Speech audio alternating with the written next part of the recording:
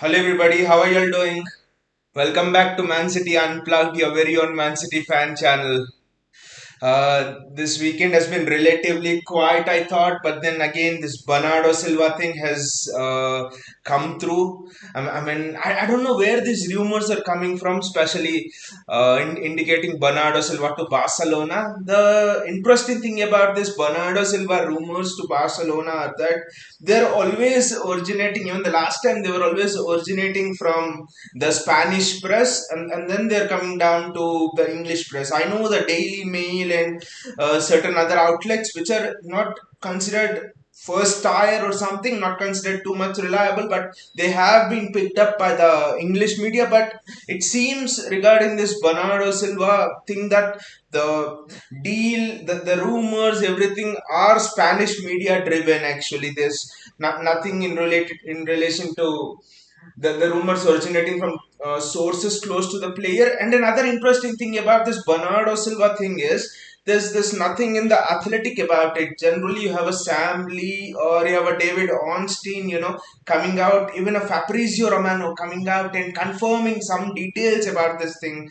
But sadly, there is no confirmation, and as long as there is no confirmation from a tier one journalist, either from a David Ornstein or a Fabrizio or the Athletic, the rumors will continue to rumble on. And also the article further says it is originated in Barca Universal or something like that is the name of the paper. It further says that Bernardo Silva has told Pep Guardiola he wants to leave before the next season starts, and it seems that City have also quoted a fee in the region of 80 million pounds, which is about 100 million euros for Bernardo Silva.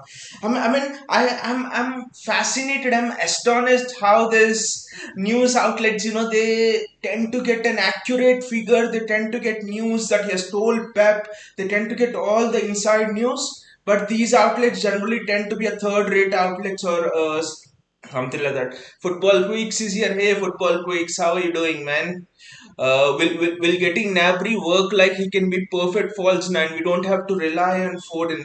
Yeah, exactly. That was another fascinating thing I wanted to talk about today regarding Nabry. I find this silence around Serge Gnabry astonishing. Actually, why are we not being linked to Serge Gnabry? See, we are being linked to Neymar. We are being linked to even Rafael Leao at AC Milan. When AC Milan was telling he's unsellable, he's about 100 million pounds, 110 million pounds, and all. But Serge Gnabry is almost a free agent, and I don't know. He's unhappy at Bayern Munich. I don't know why are we not linked to him. There can be two reasons. The first reason is maybe City's priority position is not a winger actually. It's interesting what our chairman said in the after season interview, which he does. He said that there will be transfers, but he indicated to transfers in certain regions that have been neglected in the past, which points to transfers in the fullback position, in the CDM position, and the striker position. We have got Haaland. So I think the winger is not our priority position actually. Football Crate says Nabri's top target after Sterling leaves only if Cucurella, but there could be another aspect to it, right? Football Quiz, I was thinking about it, and I think Kaiki is the other aspect to it, because City have in April of 2020, City have signed a winger who's 18 years of age. He's from Argentina, and the news in the Athletic says that City want to promote Kaiki to the first team this year, and that winger they signed from Argentina, he will be given more opportunities in the EDS. So the feeling around City is that Kaiki is the person who will replace Sterling eventually, and this or the next season could be his breakthrough season. And you see the similarities. Pacey, Kaiki has explosive pace. Kaiki can, he's powerful. He has that body strength. He can dribble through opponents. Okay, his finish end product, the timing of when to release the ball, all of that is not good. I understand that's fine for a young player of 20 years, but I do think that Kaiki will be given the chance this year. Kaiki and Cole Palmer. Cole Palmer is a sort of a Riyad Mahrez replacement for me, because you see his characteristics, and he's not like explosive pace and all. He's the technician like a Riyad Mahrez. He can cut inside. He has a great left foot and all of those things. But Kaiki is the one, I think, and to replace Sterling. JSK is here. Hey JSK, how are you doing? He says, hello, don't worry about Bernardo. The rumors are spread by Spanish media, and even if Barca paid his release clause, they can't afford his wages. And JSK, the thing is, the report further says that Barca are about to leverage, I mean, give up 13 to 14% of their TV rights, I mean, stake in the club to a media company, which will bring in more of the funds. And they want to sell De Jong, which will free up around 10 million euros. So the thing is, by freeing up De Jong and his wages, by selling him to United, that is how they want to cover Bernardo Silva's wages and Lewandowski's wages. So that is the talk, They've I don't know how Spanish media do this, but they've wrapped this up beautifully like a gift wrapper. That this Bernardo Silva's deal is almost done and dusted. They're posting the exact figures and stuff there. Football Pitch says, yeah, Napri is like backup to everyone, like Mahrez, Foden, Haaland, Bernardo, Grealish, and plus Man City sent scouting team to check on Napri. So guys, what do you think? Should we go for an explosive winger like Football Pitch is telling Napri or someone, or should we actually wait this season, hoping that this will be a breakthrough season for Kaiki? Actually, if you ask me personally, I think that Kaiki, for me, I'm more prone towards Kaiki actually, to give him that breakthrough season, because they call him the left-footed Neymar, and I know a lot of players have been called in like that in the past, but he has that, that sense of goal again, which is difficult to find. Kaiki, along with the explosiveness pace of Raheem Sterling. See, what the drawdown of Raheem Sterling was that had pace but no end product, and in Kaiki at this age we are getting explosive pace and someone who is a ruthless finisher. Yes, the decision making and product maturity, they will come with age. That is common for any young player. So in my view on this is, I think I want to wait for Kaiki for this season, and if it doesn't work out, maybe we go back to Nabri or Rafinha or another explosive winger next season. JSK says they will go for Rafinha instead of Bernardo. But Fabrizio Romano said something interesting, JSK. He said that Bernardo Silva is the obsession of Xavi, and that is where I'm a bit worried, because generally, if these clubs, Real Madrid, Barca, if they have that obsession over any player, they generally lure him. They use different techniques. They use the media to lure him. They make his head turn around. They use the allure of Barcelona playing at the great club that is La Masia, all of those things, So that is what I'm worried about, These things can make the head turn. There is, if you speak frankly about La Liga, it's no more the best league in the world. Okay, Real Madrid is there, but the quality is certainly less. They don't have that standout player like they have had in the past, like Ronaldo, your Kakas, your Messi's, Xavi's, Iniestas. No one is there in that league right now. The quality is less. So why would Bernardo want to go there? If you speak frankly, keeping all the emotions aside, it is emotional. The only thing could be an emotional thing of playing for the Barcelona. It's something football. Some football players consider it as, a prized thing in their career, playing for Barcelona. So Coutinho considered that when Liverpool were actually almost going to hit the peak, Coutinho left for Barcelona. No one understood why. So this allure, why players go to Barca and Real Madrid cannot be explained. JSK says no, Bellingham is the one and only replacement of Bernardo. We will go for all at him if Bernardo leaves next season. Exactly, JSK. That is the hope actually. I know we have done an intense show, I think last week, discussing about the potential replacements of Bernardo Silva and how and what to do if the worst case scenario happens and all of that. But I think in the worst case scenario we convince Bernardo Bernardo Silva to play one more season for the club like CR7 did and under Ferguson and all of that, and then we go for Jude Bellingham next season. That seems to be the most viable option. But what if Bernardo tells, I want to leave this season? Again, what the media outlets are not mentioning is the ball is in City's court. Bernardo Silva has a contract until 2025 with us, right? So we are in a power of strength here. But then the conflicting thing here is that in the past, if a player is unhappy, City don't bother about the length of the contract. We let him leave.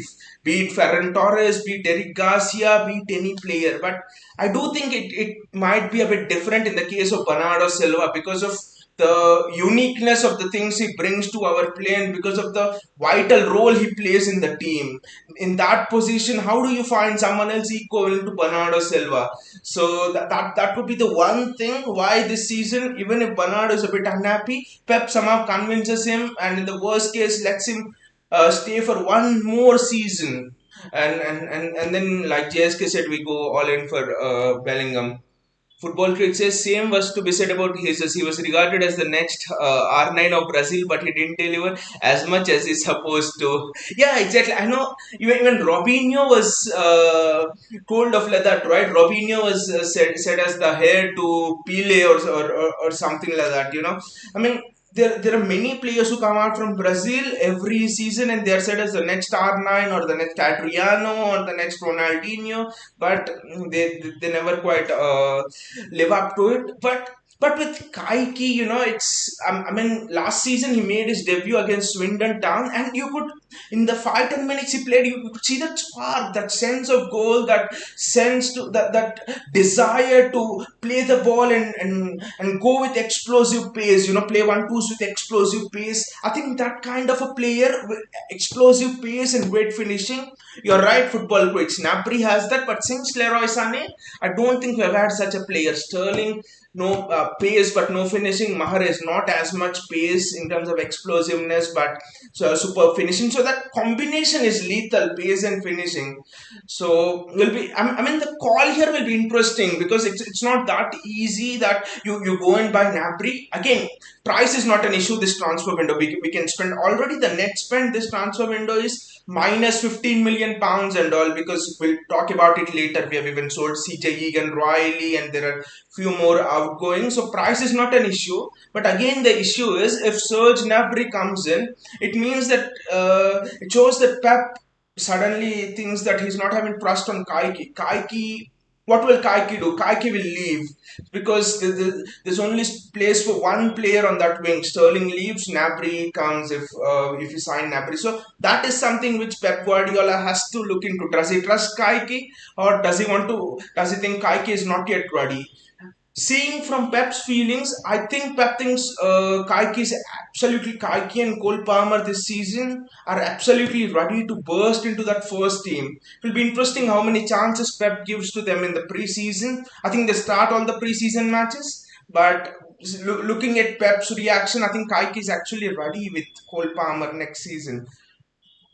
Uh, Football Quick says KDB hats off. He could have gone elsewhere, but he didn't leave City. Exactly, KDB could have gone to Real Madrid at that point when they were winning Champions League. He could have had the pick of the clubs he wanted to, but he stayed at City. I think the case with KDB is different. I think KDB is so much more attached to the club. KDB is, the reason is for KDB is we believed in him when many people around the world didn't. He was playing at Wolfsburg and still actually generally good talented players Bayern Munich go for them, but where a Chelsea didn't believe, where a Bayern Munich didn't believe, City believed in KDB and they paid the price of 40 or 50 to bring him to the Premier League. A prospect who once didn't quite flourish in the Premier League, still City believed in him, and that is another reason why when KDB believed in the project, he believed in it where other players didn't. So I think with KDB, the emotion, the case is a bit different. I know with Bernardo as well, we fans love him and all of that, but again, it's when Xavi says You're my obsession. I think it's bound to turn heads over. So it's we as a City fans are in a kind of a complicated place because we can't hate Bernardo if he decides to leave City. There's no way because Javi is saying one of the best midfielders in the world is saying you're my obsession. I want to get you whatever may be the cost. That statement is enough to actually turn heads. But I think one more season, Bernardo, one more season, and that could be JSK is by the way only Sane. Sane is the only one we let go, but he's bang average at Bayern and he wanted to leave Bayern to now. So Sane can also be an option. Again, JSK with Sane, it wasn't that attitude a problem because after Sane left, I think it was written in the Athletic as well. A tier one journalist came out with an article that long after he left, attitude was the major problem. He didn't give as much as Pep Guardiola wanted him to. He was not that happy sitting on the bench. That is why Pep sold him. So attitude might be an issue with JSK. The interesting thing is Sane, Sancho, these players. For example, Sane played very well at City, but why is he struggling at Bayern? Because I do think his development was not complete at City, but Sane thought he was ready. And Sane was scoring goals at City because the other players were working damn hard for him. De Bruyne, David Silva, those passes you remember, right? De Bruyne threading them through and Sane just running onto them. David Silva doing that. So at Bayern, he is having to do everything on his own a bit. I think it was the same with Jadon Sancho as well. Both these players, the similarities is why they've struggled at the respective clubs is the development wasn't complete. They were not able to identify that positional sense, recognize those spaces and stuff. That is why they failed. And Sane to City, I don't think it's possible now because we have got Grealish on the left wing, Foden is there on the left wing. So I don't think there's space for Sane on the left wing right now. Yes, says, by the way, everyone is saying Haaland will leave City and Alvarez will continue the Aguero legacy, but I think the opposite will happen. Alvarez will leave in 2 to 3 years to Barca and Haaland will continue. I mean, people told this of Aguero actually because with South American players, it's quite common, I think, right? They come to the English Premier League, for example, and then they won't tend to play for a Barcelona or Real Madrid. In South America, especially, I think it's almost like an obsession of playing for either of those two clubs. But the same thing was said of Aguero from Atletico Madrid. He was a star striker at City, but then he stayed at City till the end. He became a legend. So I mean, with everything, everyone said the same of Pep, right? He'll leave after 3 or 4 years of this project to somewhere else, and Pep stayed, and the news is he'll stay for another 3 4 years. I mean, people tell that certain players leave after a certain amount of time, but I think with all of the players whom we have seen at City, I think they have actually loved the club. When they have come, the expectation was for them to leave, but they have fallen so much in love with the club, so much in love with the fan base that they have decided to stay. Everyone said the same about David Silva, about Yaya Toure, about all of those people, about your Zabaleta. But they stayed. So I wouldn't be surprised if both Haaland and Alvarez actually stay and they retire as City legends. I know that is a very afterthought and there's a long time too, but that could be possible because somehow this club is so unique. Somehow players with a very high chance of leaving they stay back because they somehow fall in love with it. I can't explain why, but that is always the case. Football Quick says Bellingham might be seeing how Haaland fits in Man City system, which would eventually help. Yeah. Bellingham would definitely be taking notes from Haaland on how not just the system, how the people around him are, how is the attitude in the dressing room, how is the coaching style, how is the tactics. Of course, Pep is the best manager in the world, but all of that information will be taken out of Haaland, and he will consult one or two people, but. It's more about Bellingham adjusting to this system than City adjusting to Bellingham because you might be whatever stature of a player, it doesn't matter. You have to adjust. This is Pep Guardiola's way of playing, and you have to adjust to this way of playing. And Bellingham will have to come here with the knowledge that he might be the star of the in the world, the star DM in the world, but he will have to go through that period of 5 months, 6 months, even a year it might take to adjust to this system. Let us look at the players who have actually adjusted to this system. Right from the go, it was Aguero, it was David Silva, and that's it, right? Even Aguero struggled actually under Pep for a few months, so it was just David Silva. That's it.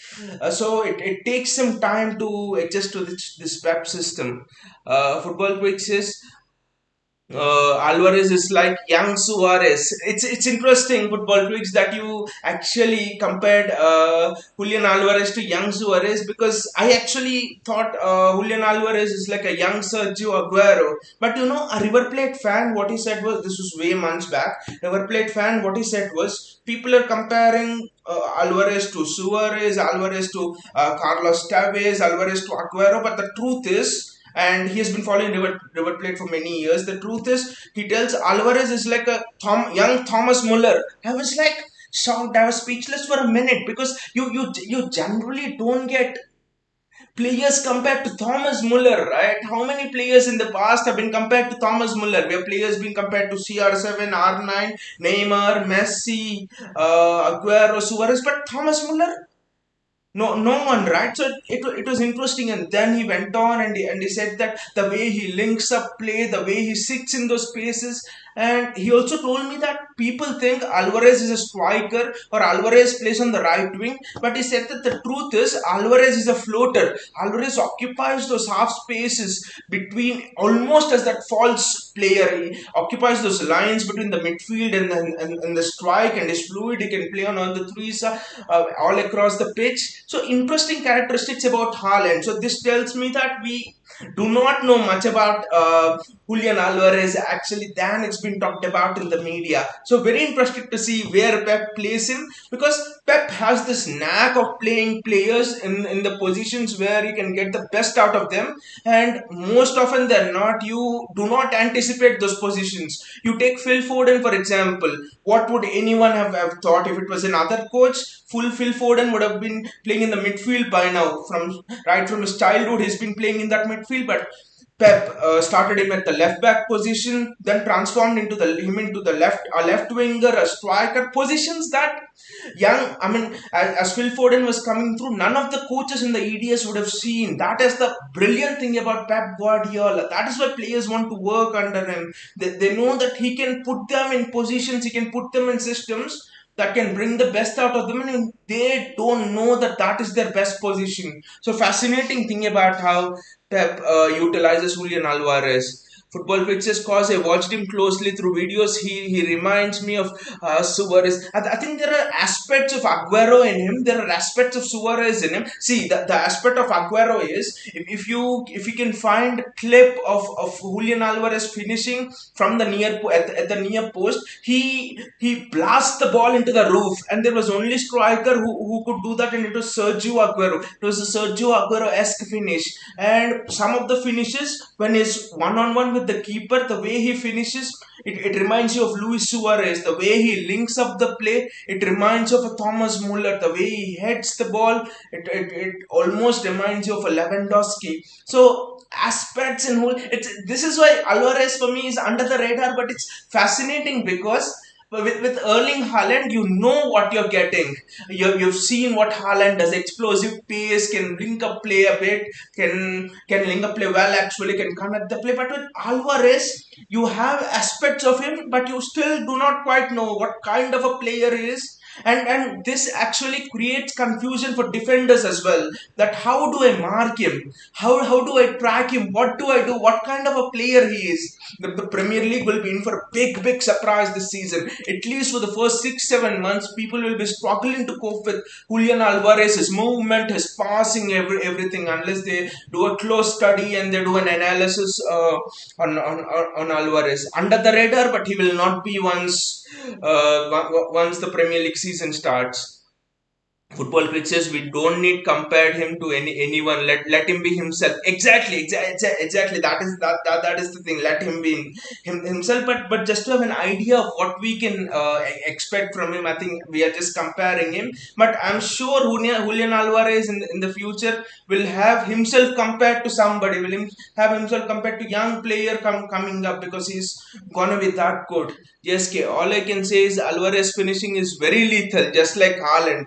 And yes, JSK, and I know this would be a bit controversial, but I would say Alvarez finishing is sometimes even better than Haaland actually, especially those near post finishes and smashing it into the roof. It's absolutely lethal. I mean, we will be in for a treat, you know. Just imagine Haaland playing up front and Alvarez cutting inside from that right wing, you know, getting those chances that Sterling was getting. My God, Kevin De Bruyne will break the record of assists in the first 2 months itself.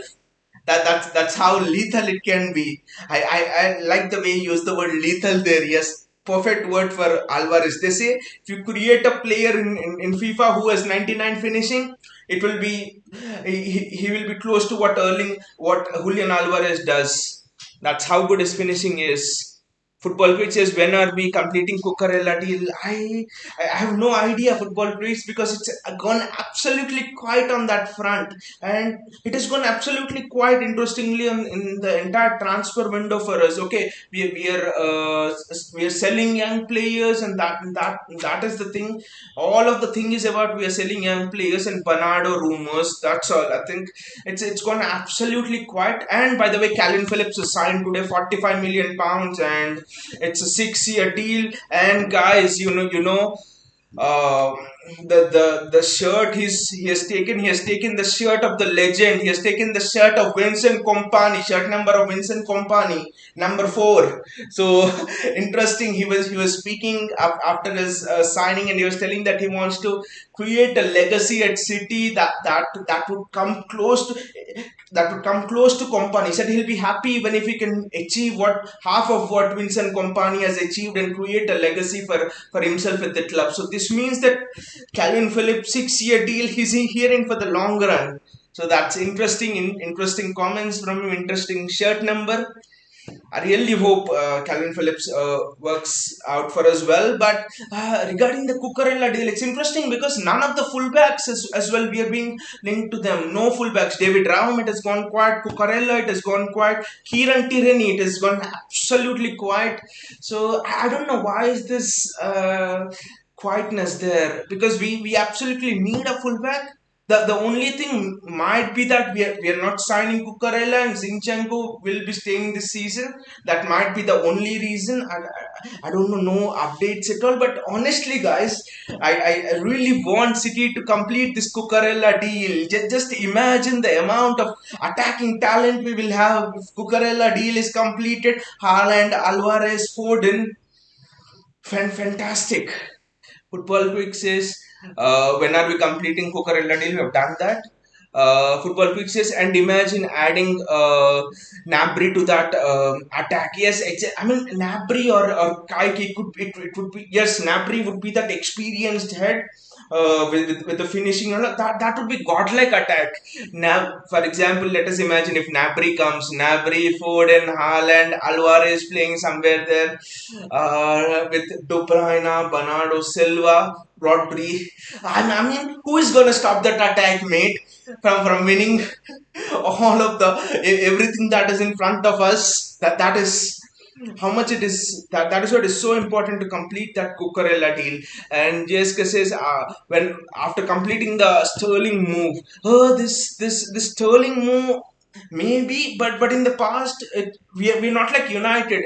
Working on one deal doesn't actually hinder another deal for us. So we are known to work on multiple deals at once. So I do not think that the move to Sterling is actually blocking our negotiations for Cucurella. The one thing which City bosses are a bit worried about is this Bernardo thing. I think this Bernardo thing is actually creating a bit of, has thrown a bit of spanner in the works, because if Bernardo leaves, you have to again look for a replacement. And then I think they have checked the priority order, and they feel that Cucurella deal can be done if we offer that money of 50 million pounds or something to Brighton. So what City's bosses want to do is just tie up this Bernardo thing, just confirm that Bernardo Silva is staying, and then you move on. Because just imagine if Bernardo wants to leave, he just wants to leave, and Barca are not willing to offer him more than 50 million or 60 million, and Bernardo is absolutely unhappy. So you leave, and with that 60 million, you again have to find a replacement for him. So maybe we feel that the funds might not be enough if we commit a 50 60 million pounds on Cucurella in case Bernardo leaves. So that might be the thing which might be stopping it. And coming to that Sterling thing which JSK mentioned, the news about Sterling is, by the way, Gabriel Jesus has completed his switch to Arsenal today for 45 million pounds. This is important because the news around Sterling is that City want at least Chelsea to at least match that 45 million pounds to let him go. And another piece of news is that Sterling has reportedly put his house on sale in Manchester, and things like that. So he's ready to move to London. I don't know if there are rumors or something, but City want in excess of 45 million pounds from Chelsea. So that is that is the thing actually. Vinay is here. Hey Vinay, how are you doing? There's a news. We won't go for Gnabry or Sterling replacements. It's either Liao or Felix. Uh, I mean, we won't go for Nabry replacement. That is understandable, Vinay. But do you really think we can go for Rafinha or Felix? Because this Rafinha rumor has come right at the start of the transfer window, right? And the thing about Leo is AC Milan have a 110 million pound release clause on him. Not a release clause, I would say. They want 110 million pound for him, but and AC Milan say that he's untouchable. And another thing is Rafi Leao is almost like the star of Syria. So this deal is very difficult on more than one counts. AC Milan don't have to sell because AC Milan are in a strong position with regards to financial health and stuff. So I don't think we're going to spend 110 million pounds, especially in a window where we have signed Haaland for 50, but the deal could go almost up to 90, 100 million pounds in terms of salaries and all. Joao Felix is an interesting one. That the rumors don't tend to die down around Joao Felix actually, but I struggle to see where will Joao Felix fit in, because he's not the replacement to Sterling. Joao Felix, like football freaks said even the last time, that because with replacing Sterling, the important factor is explosive pace. And with Joao Felix, suddenly you're like, you're almost caught in a rut sometimes. Rut with the fact that Jack Grealish on the left, Phil Foden on the left, Joao Felix on the right, Riyad Mahrez on the right. See, you have four wingers on either side who are almost doing the same kind of a thing. See, Sterling is important to this system because Sterling offers that something different. Why were we able to break down Aston Villa? Because of that explosive pace of Sterling was what opened them up for the first goal. He literally had the opposition fullback on his toes. That opened him up. The cross from Gundogan goal. So I do think that we have to target that kind of a player, that profile of a player. So I think it's Rafinha or maybe Nabry, or maybe I strongly think that Kaiki will be the one who will eventually be replacing Raheem Sterling.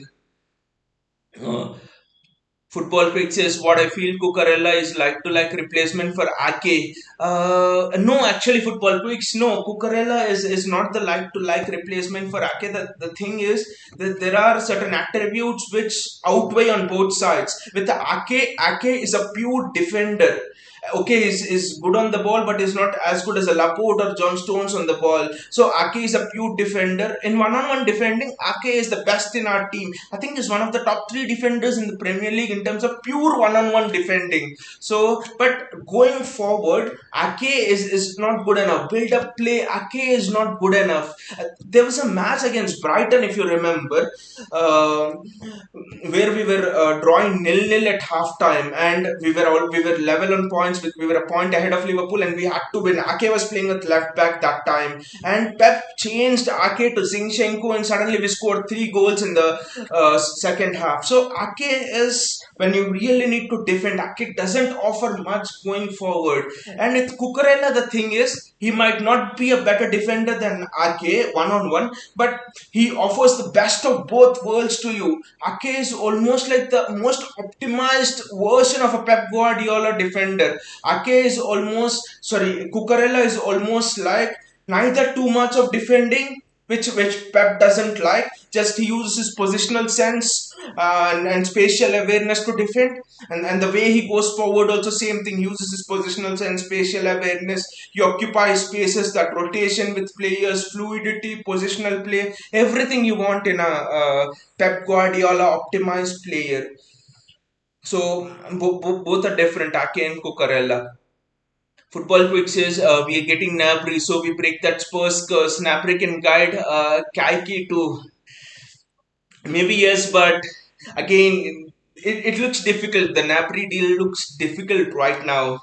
Actually, to be fair, Vinay says I would really like to have Napri pace, dribbling, and the most is finishing. Yes, that and it's an interesting point. Football twist. What you say that Napri can actually guide Kaiki. That's interesting because we have to remember that Kaiki is not that old. He's not 22 or something. Kaki is just 18 or 19. So it would actually be a risk as well. If you see on the other side of the coin, it would be a risk to throw Kaki into the deep end actually, and bringing in a Serge Gnabry ahead of him for 2-3 years at least would accelerate his development actually. That's something we could look upon. JSK's problem with Gnabry is consistency. Sometimes he plays like prime Ronaldinho and sometimes plays like Harry Maguire. I mean, I can understand the Ronaldinho comparison, JSK, but he plays like Harry Maguire. I actually struggle to see, even if a player performed to his worst thing, I don't think he can replicate the level of Harry Maguire. Harry Maguire is, you can't even describe him how much of crap he is. It's I mean I still thank the stars that we didn't get Harry Maguire then. Just imagine Harry Maguire there, and then if we got Harry Maguire we would have missed out on Ruben Diaz. It would have just been a slump. We were not winning all the league titles if we had got Harry Maguire. I think if you compare Raheem Sterling, who misses open goals, to Harry Maguire, I think Sterling missing open goals plays better. That action is better than what Harry Maguire does defensively on the field. Harry Maguire is an absolute static fridge. JS says, hey JS, how are you doing? If Pep extends and Cucurella comes and even though Sterling leaves, it will be a 10 on 10 window.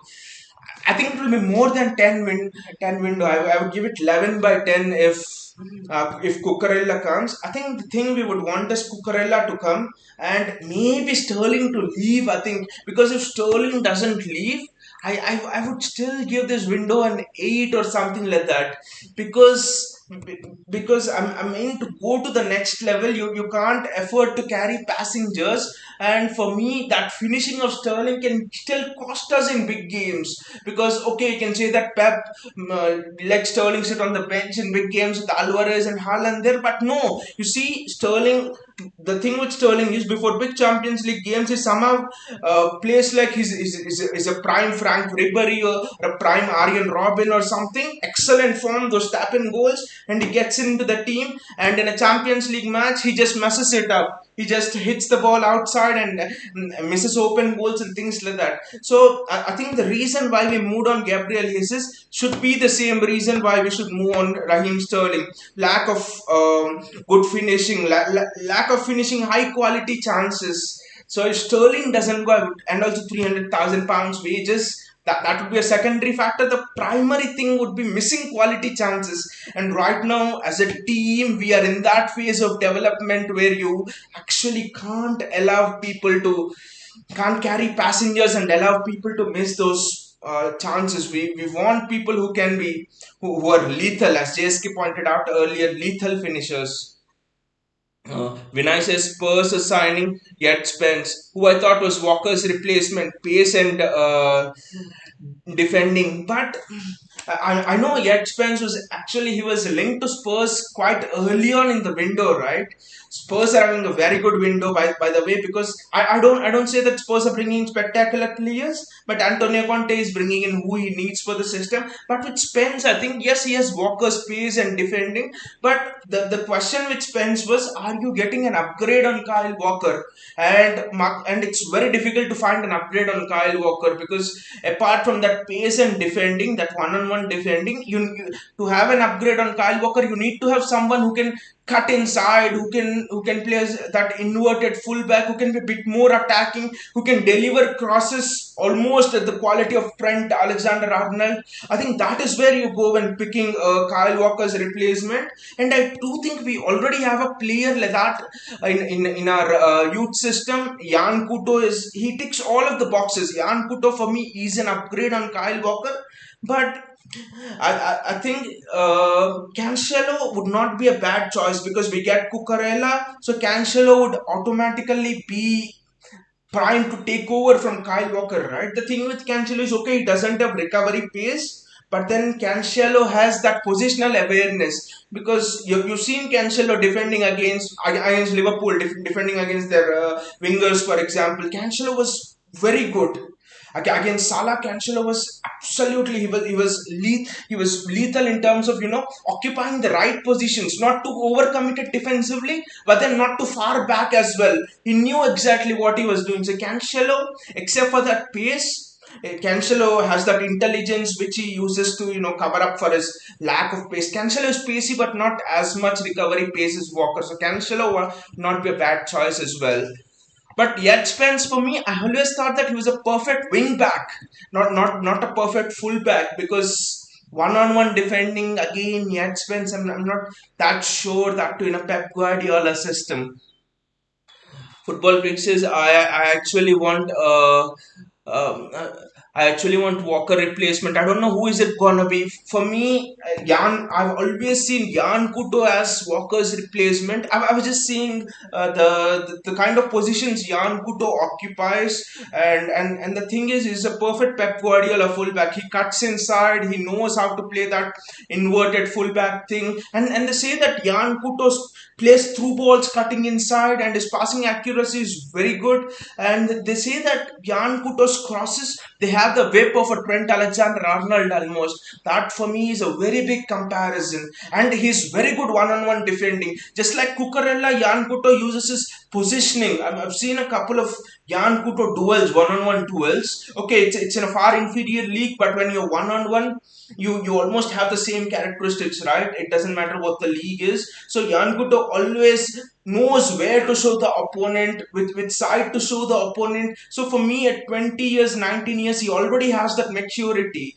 So I really hope Jan Kuto comes into our preseason. There are news that Jan Kuto would actually leave City on loan, and something like that.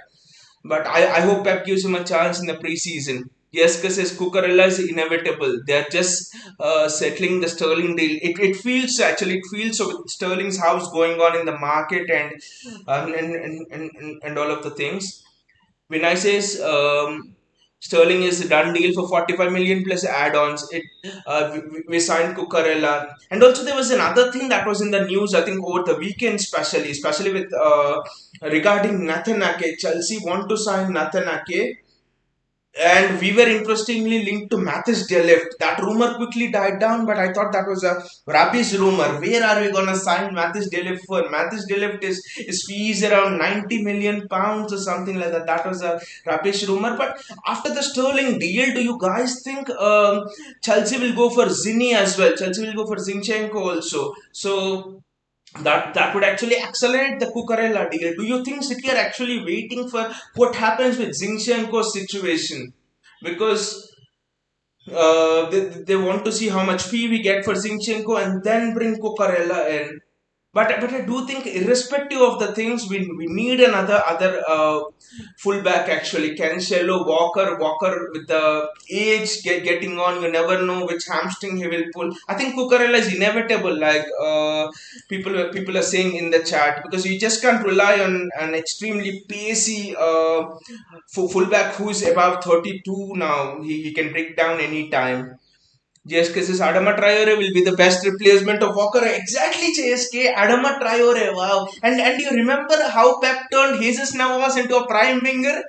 I'm sorry, prime fullback, right back, and I think even now he plays as a fullback for Sevilla. I think. Even the last year, I think in the Europa League final against the United, Jesus Navas was playing as a fullback. Jesus Navas is a prime example of how Pep Guardiola identifies the best position for players. Jesus Navas, winger all his life, suddenly playing as a fullback. So I would not be surprised if Pep goes for a left field choice like Adama Traore. But honestly, imagine the physicality of Adama Traore with the pace, and also he's already having those attacking attributes. Teaching those defensive attributes will not be difficult because he has that physicality and all. That would be very interesting. We would almost be having a bulldozer who would be ready to go on and raise things in Adama Traore if we can get him.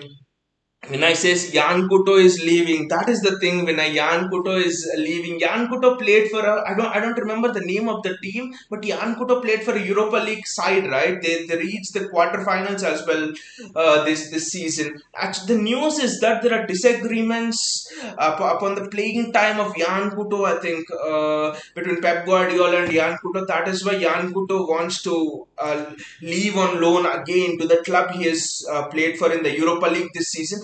Actually, the disagreement was not about playing time. The disagreement was Jan Kuto believes that he needs one more year to develop as a player, and so he wants to go out on loan. And Pep Guardiola wants Jan Kuto to continue his development at City. At the most, City sources are telling that they want Jan Kuto to continue his development in England, mostly in a Premier League side. So they think that is the best for him. But Jan Kuto's camp thinks otherwise, because they're concerned about the playing time for him this season and stuff like that. But I honestly want Jan Kuto to stay, and he can stay for, I think he can actually stay with City's first team and develop this season, seeing the likes of Walker, the likes of Cancelo. It's interesting because in Walker and Cancelo, Jan Kuto will have the best of two fullbacks. One fullback who is an absolute beast in defender in Walker, another fullback who is one of the best in terms of attacking sense. So Kuto can learn from both of them,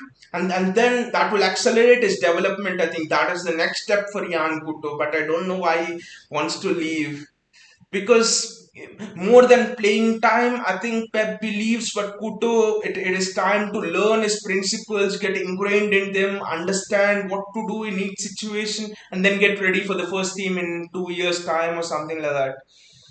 Football Bricks is City are waiting for Ake deal, so we go out for Cucurella deal. Jessica says, I know it's silly. There any chance to go for Kulseski? He's basically a better version of Saka and can be the best replacement of Sterling. We have not been linked with Kulusevski, but you do not know. We can go if the club thinks, if Pep feels it. I think what Pep will do is he will assess the performance in the preseason as well as in the training, especially the performance of Kaiki and Cole Palmer and all of those. I think then he'll decide, do we have to go for another winger, a Nabry or someone, or is he happy with what he has in terms of going into this season? I think that is all dependent on Pep actually. But Kulseski is a good thing, especially the way we were linked with Saka. When we were linked with Saka, I was really unhappy because I at that time there were no rumors of Sterling leaving. I think it was a month and a half back, and at that time, if we signed Saka, that would have been the end of Cole Palmer, because Saka would eventually start more games and he would block the development, right? But now with Sterling leaving, I think there's definitely a gap there for us to sign another winger. Vinay says Adama, not happening. I guess yes, not happening, but If it happens, that will just be fantastic. Not happening, not happening even in Pep's best dreams, I think. But we can dream, nothing wrong about it. Just because Zinchenko is not for sale. It's Ake whom Chelsea wants, and I'm sure Calvin can play as centre back if needed for emergency. JSK, I do think that Zinchenko is actually for sale if an offer comes, because the club is on the stance that Zinchenko's playing time will be reduced this season, especially because we are confident that we'll be signing Cucurella, and the club feel that if Zinchenko is not happy with the minutes he's getting, I think it's best for both the player and the club to leave. Sorry, for the club and the player that Zinchenko leaves, because Zinchenko is at that part of his career that he's no more he's much more better than being a bit part player, right? He's much more talented than that. So I think actually the thing is Zinchenko feels he need to be starting day in and day out. Actually, he's not adamant about it. We know Zin is not like that, but and also the club feel that he's right, but unfortunately they think they can't offer him those assurances at City. So around 40 million pounds, if a bid comes in, I think the club are open for Zinchenko to actually leave. It's better for both the sides, and I also personally think it's better for both the sides, because again, like Sterling, yes, Zinchenko is very good, a very committed player, but I think one weakness of Zinchenko is against really good attacking players, Zinchenko gets caught out. You saw in that Madrid second leg, right? A much better fullback with a much better defensive awareness would have gone out and stopped the cross coming in for Madrid's second goal on that day. But Zinchenko didn't. He defended the box. So I think there are some weaknesses there. And leaving emotionality and sentimentality aside, I think Zinchenko has to leave this season for him to go to another level at another club, and also for us to get to another level. JS, but in my opinion, City won't sell Ake for less than 45 million, and Chelsea won't pay more than 30 million for Ake, and is not a definite first team player. JS, actually, Ake is a first team player for Chelsea. Actually, that is the thinking. That is why Ake is tempted. The comments that Ake made at the starting of this transfer window when there were rumors linking him away with a move away. Ake said that I will stay here and fight for my place. This was what Ake said, but right now the news is that, especially since a week and a half or 2 weeks ago, Thomas Tuchel has promised Ake that he will start, and the sources around Thomas Tuchel say that Tuchel sees Ake has a left-sided defender in his back three. He's almost a perfect fit for that. So Ake is gonna start in the first team for Chelsea, and that is what has kind of turned Ake's head actually. And nothing wrong here, nothing wrong, because Ake 27, captaincy material, almost the prime of his career. He has his captain Bournemouth in tough situations and things like that. He has the experience of winning Premier League titles. So Rudiger has left, Christensen has left. Need a solid one-on-one defender that doesn't have to contribute much to the attack, because three-man defense, the central defender will actually go, and that could be Mathis Delift for Chelsea or Raul Kunde. So Ake fits all of the pieces of the puzzle for Chelsea actually. So I wouldn't be surprised if Chelsea even stump up 45 million pounds for Ake. But I personally think the valuation will be reached around 35 million pounds or 40 million pounds at the most, because Ake will convey to City as well that he aspires to start day in and day out, and all of that. And City, like how is the policy, if the player wants to leave, we won't stand in his way and stuff. So I do think Ake is the first team starter for City, and if the right bid around 40 to 35 million pounds comes in, provided Ake also wants to leave, City will let him go. Football Tweet says, well, Cole Palmer and McCarthy will have breakthrough seasons. Both club and players are expecting, especially Palmer. Yes, Football Tweets, Palmer is the one. I think he'll have a breakthrough season, because the patterns are there. Like how Phil Foden broke through in the same way Palmer last season. Palmer started in the, I mean, Palmer was given minutes in the Premier League. Palmer was given minutes in the FA Cup match. Palmer was given minutes in the Champions League, and in all of the matches he scored a goal. He gave a couple of assists, especially against Swindon Town. I still can remember, cut inside and curled one into the far corner. That was fantastic. So Palmer will break through, but with McAtee, that process has still not started. I think this season, Pep Guardiola will give McAtee the same things, couple of starts in the Premier League and in other competitions, and after that, I think McAtee will be ready next season. So this season, I expect Cole Palmer and also I expect Kaiki as well to have their breakthrough seasons. Vinay says youngsters leaving got around 50 to 60 million. There's someone with that range coming to City. Yes, yes, Vinay. I think it's Cucurella. I think Cucurella he is the one in that range, 50 to 60. Other than Cucurella, whom do you see coming? I don't know. Maybe if Ake leaves, we might go for another centre back to replace Ake, and that won't be easy because getting a quality of Ake who will be happy to play as a fourth choice centre back, will be happy to sit on the bench. That will be interesting. So I think Cucurella is a done deal, and also Cucurella will be a done deal in a couple of weeks, I think. Especially we have the money as well with selling youngsters. And another piece of news is Romeo Lavia to Southampton is a done deal actually today. Everything is confirmed. He'll have a medical next week, I think, and it's for 10 million pounds. I think that's a good deal. And the buyback clause for Romeo Lavia is 40 million pounds. Now, fans have seen in the social media are having different opinions about this buyback clause. Some people are telling that why it's too steep, 40 million pounds. We should have kept it lesser and all of that. But then I think that personally, in 3 4 years time, if Romeo Lavia becomes a player who is at least worth 40 million pounds player, if it doesn't become that worth, then we won't go for him, right? He's not good enough for City. So I think the buyback clause is just right because if Romeo Lavia is good enough to play for City, I think he'll at least be worth 60 million pounds in the market. That's the level he has to reach, and so that 40 million pounds buyback clause is right. I think for me, it's roundabout right. Football Quick says, why not go for another Mendy, but from Madrid, he's on sale too. I can see Football Quicks. I can see the carefulness in your comment. Why not go for another Mendy? And then, but he's from Madrid because we have already suffered a great deal with an other Mendy who has done everything except contribute to us footballing wise. But Ferland Mendy for me, he's very good defensively, excellent defensively, but offensively I don't rate Ferland Mendy actually. Even if you see the crosses that is given in the two legs against City, for example, I mean the crosses were not that good. You know, the goal, for example, Benzema scored, the first cross that Ferland Mendy gave in the first leg, that had an XG of 0.23 or something, plus Benzema, that's why he scored. So Ferland Mendy again is almost like a Nathan Ake, very good defensively, but offensively he's almost like the traditional fullback. Folan Mendy would be better suited for a Spurs rather than for us.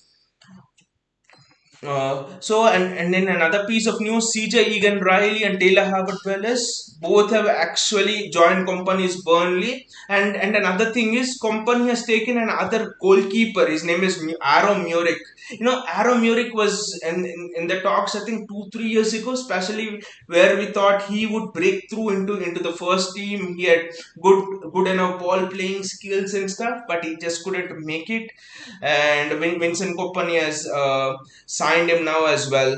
So interesting that Vincent Kompany is taking a lot of players from us. Hopefully, we actually get some good development for our players. Especially, I'm actually very keen on Taylor Harvard Bellis. Actually, they say he's a born leader and things like that. So it will be interesting how we can develop under Vincent Kompany. I think the defenders from City's EDS will actually benefit a lot working under Kompany because I mean he's been a legendary defender and he can of course offer those inputs and all of the stuff. So I'm excited that both Egan Rayleigh and Harvard Bellis have gone. They'll get a taste of Champions League football. They'll become much more tougher and stuff. Interesting times, but it somehow feels that the transfer window has gone quiet in terms of the incomings. In terms of the outgoings, there's always noise, especially with Chelsea becoming active in City's players. But in terms of the incomings, I think we'll have a big news coming somewhere this week, especially with Cucurella. That's what we should hope so. And maybe for a winger, Raheem Sterling's replacement, we should not be surprised. I think if in the next 2 3 days we are linked with some of the best high profile wingers, especially after the Sterling deal is done. I think linked with the Rafael Leao or Serge Gnabry. I think the Serge Gnabry link, like all of the people are saying, is just inevitable. It's just bound to come. I think it will get more intense once Raheem Sterling leaves. I think. Anyways, guys, I really hope that you have enjoyed the show. It is wonderful, guys, having this interaction and discussion with you all. Thank you all so much for joining the show. It was fantastic.